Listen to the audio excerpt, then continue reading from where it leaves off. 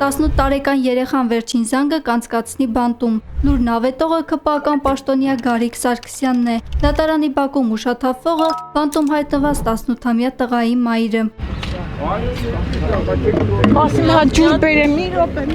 Գտնում եմ, որ 12-րդ դասարանի աշակերտը պիտի կալանքի տակ գտնվի, բայց մի շարք առանձնապես ծանր հանցագործությունների մեջ մեղադրվող մարդիկ կարան վարչական հսկողության տակ գտնվել տնային կալանք։ Ոչ մի բան հաշվի չառավ, ոչ մի բան։ Ժողովրդավարության բաստիոն դարձած Հայաստանում երկամսյա կալանքի դատապարտված 18-ամյա երիտասարդը տեղափոխվեց Արմավիր քրեակատարողական հիմնարկ։ Ես միակ բանը, որ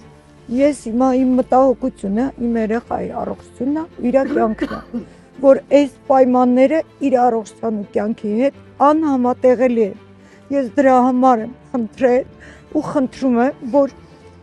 ես կարողանամ ուղղակի հոգ տանեմ, որ իր կյանքին ոչ մի բան չսպառնա առողջությանը։ Նրան արգելված է մոր հետ տեսակցությունը, թե ինչ պարզեցին Դավիթի առողջական վիճակի մասին ստուգումները, Արմաթ մեդիան փորձեց պարզել բժշկական կենտրոնի փոխտնօրեն Հակոբ Թաթոսյանից։ Ըստ նրա տղան բուժզննում է անցել նյարդաբանի եւ սրտաբանի մոտ։ Կալանքը համատեղելի է նրա առողջական վիճակի հետ հարցին, փոխտնօրենը խուսափեց պատասխանել։ Դավիթի համար սկսում են բողոքի ակցիաներ։ Առաջինն այսօր էր դատախազության շենքի բակում։ Չկա այնպիսի մի երեխա, ով չի պարապում կամ դպրոց չի գնում։ Մեր ծնողների հայտարարությունն է այսպիսին, որ